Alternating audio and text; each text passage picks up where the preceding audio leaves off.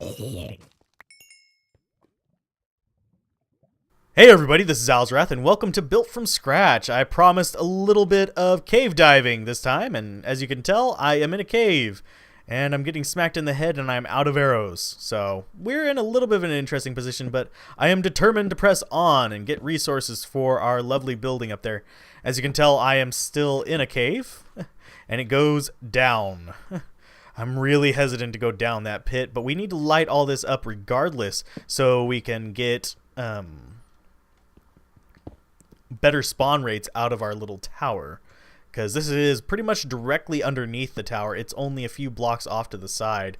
So let's go ahead and keep our torches on the left and keep moving forward, lighting this all up, because we can't really afford to have things spawning down here, especially not. There's an annoying little bug.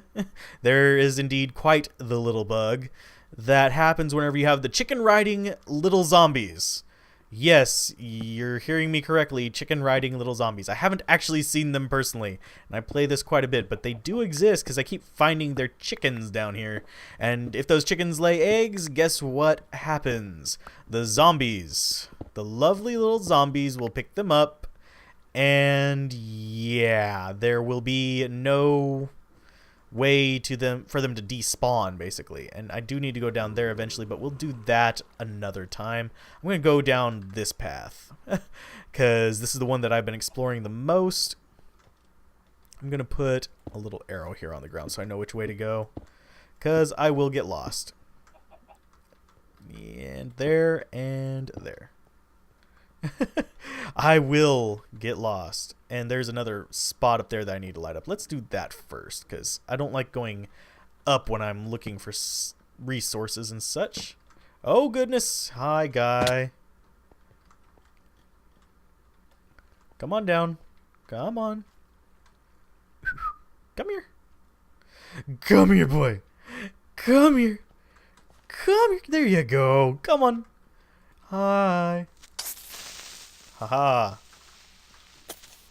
Get back. Die. Thank you. I will take your gunpowder if you have any.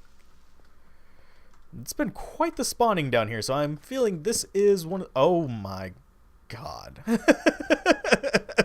That's going to be a bit of a thing to climb. But we're going to have to do it. We got to light this up.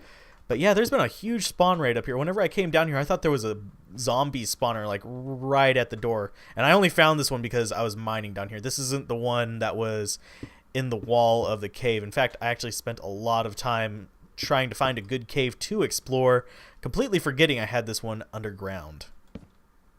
Because all the other caves I've ran across have been crap. Just plain and simple, they've just been entirely big piles of steaming crap. But this one is not. This one is quite terrifying, and I have yet to die here, but I'm going to knock on wood there. Don't know if you guys can pick that one up on my mic or not. Maybe I'll add a knock on wood sound effect afterwards. Oh, and I hear a zombie to my right, which means that there is another cave nearby. Unless my headphones are backwards, in which case it's sneaking up on me, but I don't think it is because they can't jump that high. But on the subject of the baby zombies, they are evil. They spawn down here and they leave their little chickens behind when they despawn, because the chickens don't despawn. Go figure on that one. I don't know what the idea was there. Let's go ahead and see if we can spot the cave from here. Nope. Can we spot it from here? Nope. Can we spot it from here? I'm hearing you guys, but you are nowhere to be found. It's almost like they're up there. But since stuff can't spawn in those little holes, I'm going to go and leave those alone. I think baby zombies could, but eh. I don't think they can spawn with the chickens, because the chickens make them a little bit taller. I'd have to look into the exact numbers, though, to be sure. But that's not something I'm going to do just yet, because it's not really worth that much effort to figure out why baby zombies don't spawn. And baby zombies are something that my spawner cannot kill. So I may end up with a few of them just fluttering down that hole. And I'll cover what I've done as far as changes to it whenever I get back up to the surface. which is going to be in a little bit. Not right now, because I really do want to stay down here and get some of this done. I was tempted to do a Q&A session for this, by the way, because a friend of mine tagged me in a 20 questions video. If you guys are interested in me doing that, I might substitute an episode of this for it. Even if you're not interested, I might still do that. But if you're highly opposed to it, please post and tell me that you're highly opposed to it, so I know that some people just really don't like that stuff. Let's go left there. I'm going to end up confusing myself by putting torches on both sides. That one's already mined out. So we've got this. I don't remember coming through here. I really don't remember coming through here. I don't know why those torches are there. Oh yeah, I remember coming. I remember which way I came from. It's not from up here. It's from the other side. Ooh, lots of area to light. Oh, zombies. How I don't want to give you a hug. Die already, jeez. Still not giving me any chainmail. I got 45 iron ore though, so that's gonna be nice. That's a nice change of pace. I've had terrible luck getting enough iron to keep my bucket list up. Haha, bucket list. But the buckets are pretty much the most expensive part of this. The dispensers aren't even that expensive. It's just one thing of redstone and some other just miscellaneous blocks. Quite literally, other miscellaneous blocks. Oh, are you seriously going to give me these?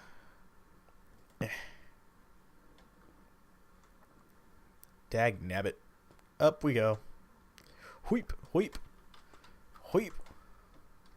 Things can spawn up there, and I have to... okay. We're going up. I'll come back down for those iron in just a minute.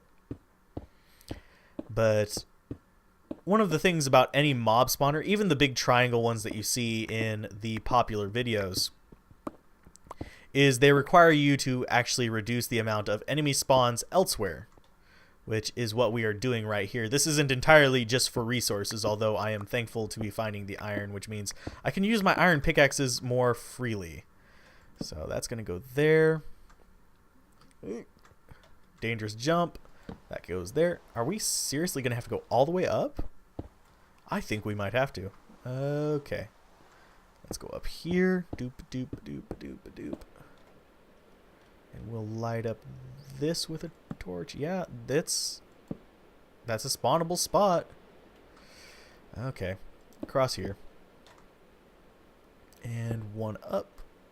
And one up. And one up there. I have a feeling that this is the shoreline, if I had to guess. And we're out of torches. All that coal going away. There we go. Jeebs. Yeah, I'm going to see where this is on the surface real quick. Yep. Oop. Did I just wash off all my torches? I think I might have. Oop. No, actually I didn't. Sweet! I think I just got lucky and dodged the torches. So I'll be able to go back down there and not be mobbed. But that is going to be the surface, so let's go up right here. Oh, it's raining. Boop, boop, boop, boop, and see where we're at. We are...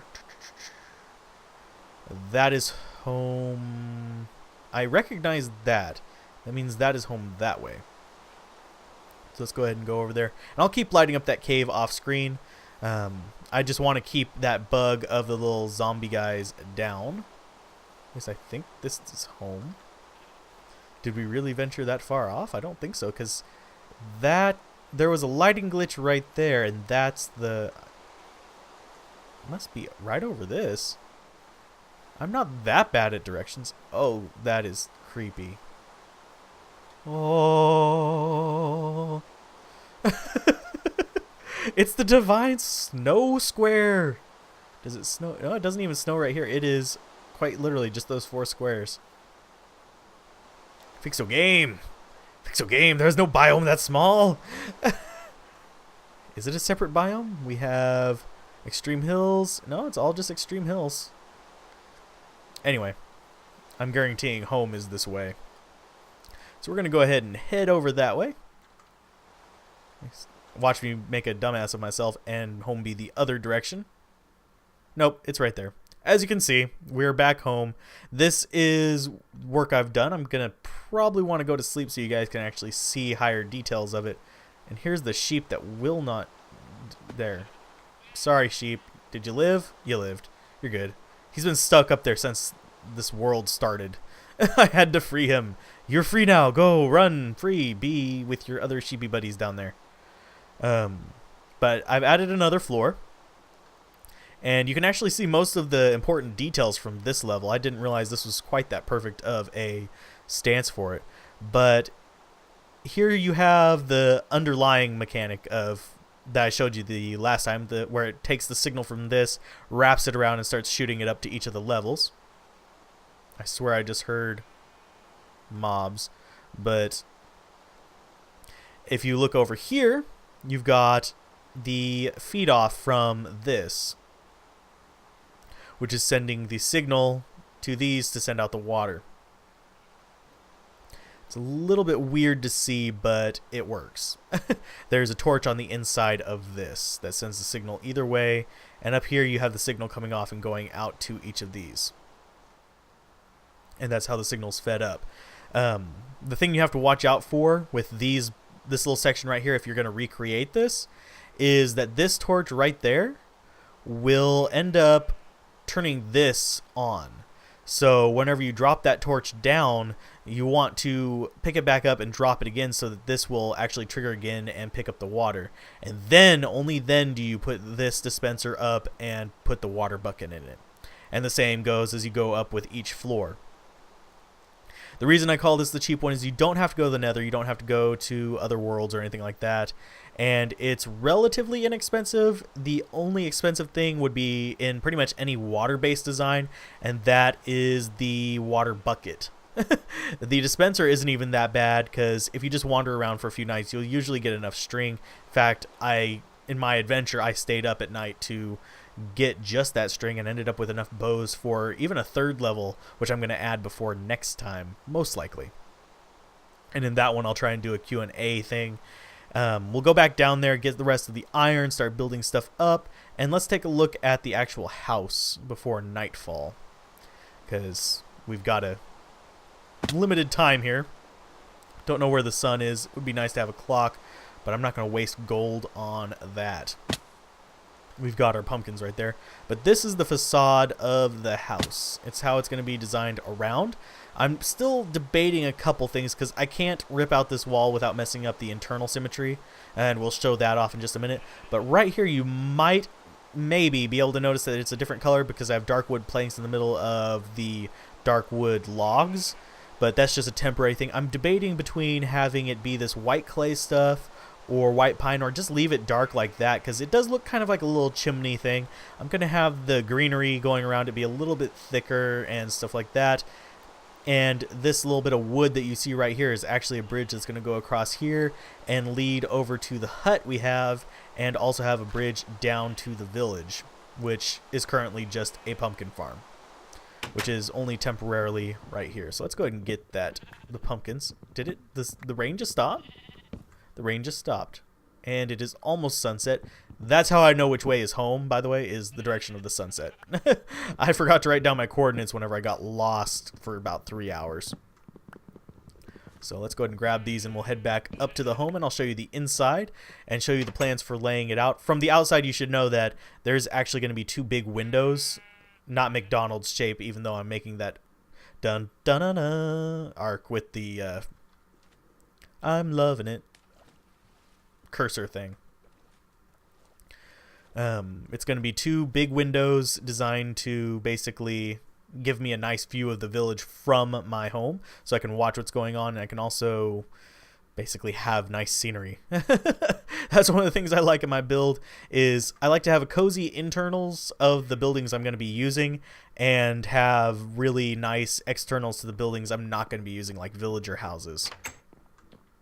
But as we go on in, we can come in here and see that we have a nice little like landing area. We have all the chests here. The torches are temporary. I'm going to be changing up the lighting a bit. I hate that I can't use lava for lighting in here, but also I prefer the colors of the wood. We still have a bunch of cobblestone left. Plenty to be building the extra layers. We've got some of our wood gathered up for building that second floor. We've got plenty of clay to continue the white clay going up. We may not even have to dip into the normal hardened clay. More cobblestone there.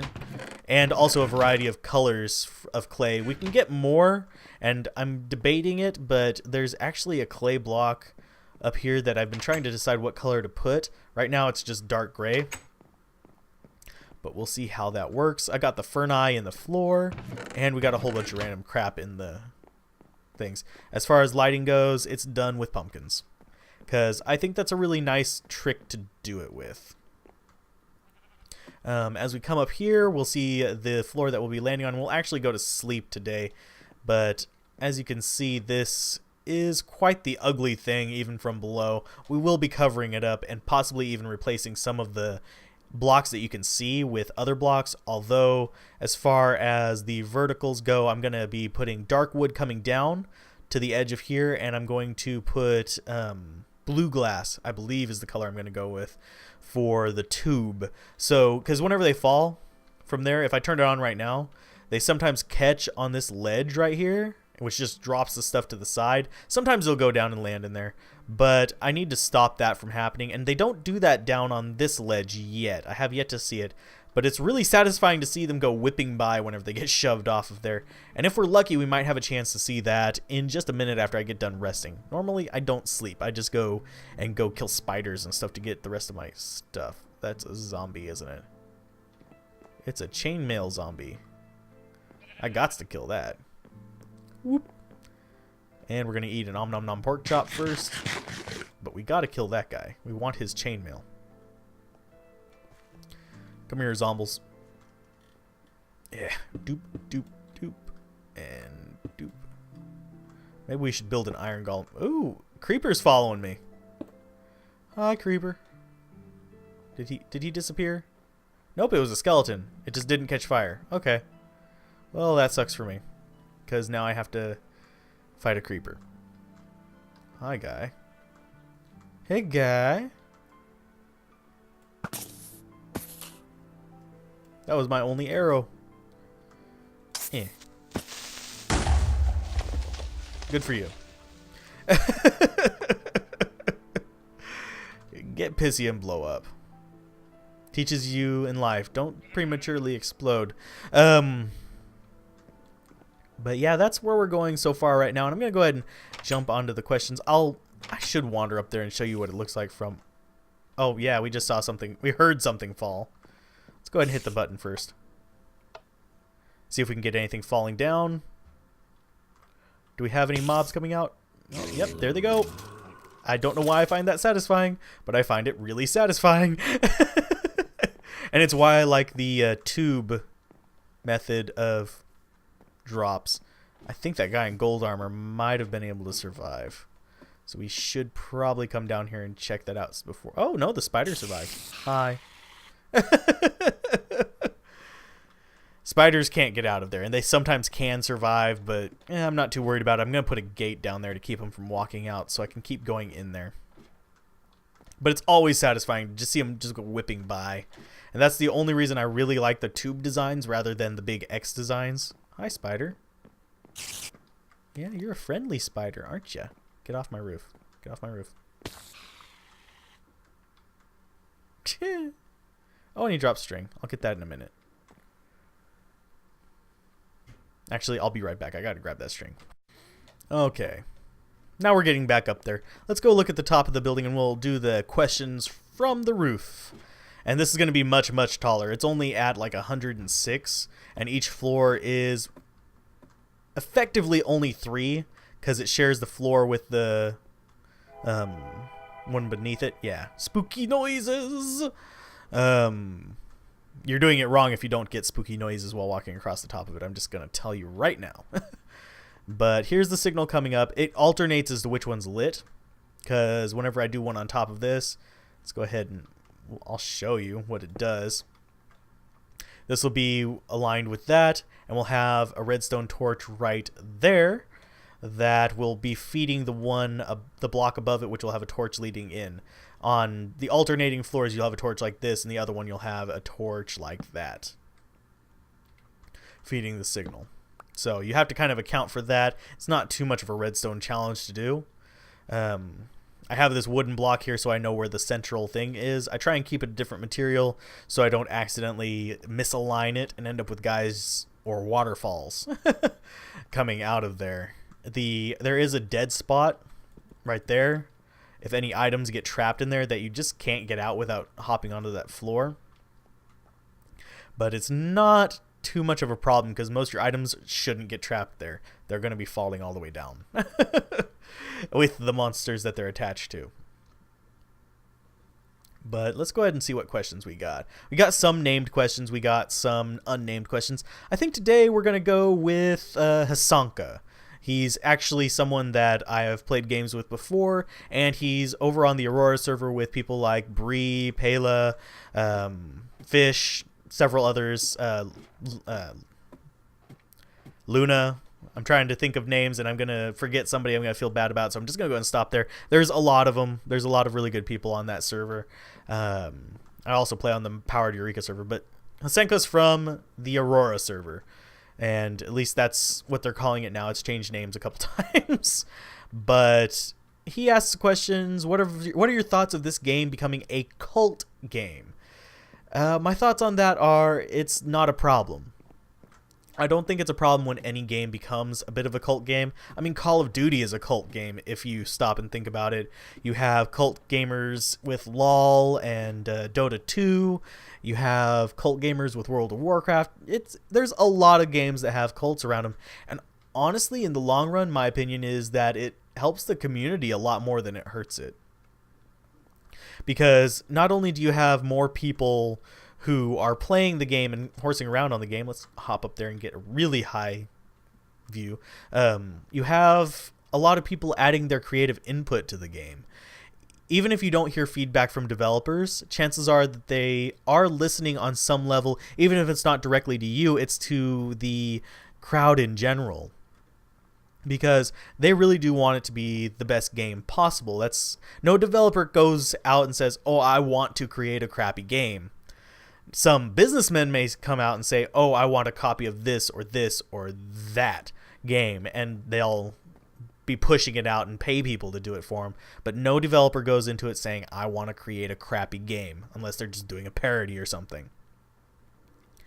And that's why I think it's good whenever any game reaches this kind of cult-like status, because you have people adding to the community, you have people creating mods, especially in games like Minecraft, that are easily moddable, especially with the use of Forge and stuff like that. It's a good thing. There are some negatives that come from all of it. I mean, you get fanboys, which is honestly not even that bad of a thing. They're a little bit annoying at times, regardless of the game, whether it's Battlefield, Call of Duty, Xbox fanboys, PlayStation fanboys, PC fanboys. It's one of those things where, yeah, they can get annoying, but at least they're passionate about what they're doing. Some of them don't really add anything to the conversation, but at least they're there. They're eyes on it that keep the attention to it. And with that, I think that it's a good thing. He also asks, how do I feel about the fact that the game has become one of the best selling games ever? I say more power to Notch. There's a lot of room in sandbox games to improve. This game just happens to be really open to modders and really open to growth, and it's really free form. I do see a lot of the newer ones coming in kind of having a bit more goal oriented kind of things, like instead of just an Ender Dragon and a Wither, which took forever to implement, you have games like Terraria with a bunch of mini bosses and bosses. You have, again, just like Terraria, Starbound with a bunch of bosses and mini bosses and things to adventure through that are unique to each planet. And with games like Minecraft, you just don't have that without the community. And I feel that this game is a good example of what the gaming community can do, because you've seen gamers develop everything from just mods all the way up to full-blown, basically RPGs in the game where you can spend hours upon hours adventuring through a world they created. It's one of the few games that I feel is kind of a tool for expressing yourself on more than one level. For example, with me, while I can't make mods, I do enjoy making maps and I do enjoy making buildings and constructing stuff, although I do get kind of bogged down in the little details. Like this block right here might bug some people, but you're not going to see it later. And that's a detail that I will notice and I will always know it's there, and it's like, gosh. But other people have been able to create some epic things because they've been able to bypass some of these things through the creative world. As far as what I plan on doing with the game in general, I plan to build up this map. I plan to possibly start a multiplayer server with this as the base map. Did I just get shot at? Thought I heard something. Might have just been a pop on my end. Hopefully so. But I think that's a good thing. Close the door. I think that a lot of people underestimate the positive aspects of this game, and it's a great tool for developing your commentary style. Personally, I'm more of a shoutcaster, so I kind of figured that out by the fact that I'm really kind of slow at adapting to this solo commentary, and I don't do a lot of jump cuts because I find them kind of irritating to do, honestly, because you're getting part of a thought, and I find that kind of insincere. But I will let you guys go. It's the end of the second day, and I've been going on for about almost 28 minutes if I am reading my timer right. I've done so many takes of this episode. It's ridiculous because first I explored a cave over. Let's switch to something I can actually swing without breaking the wall. First I explored the cave over there. It was a dead end. Then I explored a cave over there, and it was a dead end.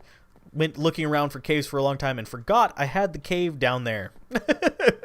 So I'm going to go ahead and let you guys go. I hope you guys enjoyed this episode. And Sanka, you're going to be the first person on one of the pillars here. If you'd like to choose which pillar, would you like the button pillar, pillar 1, or pillar 2, feel free to give me a yell.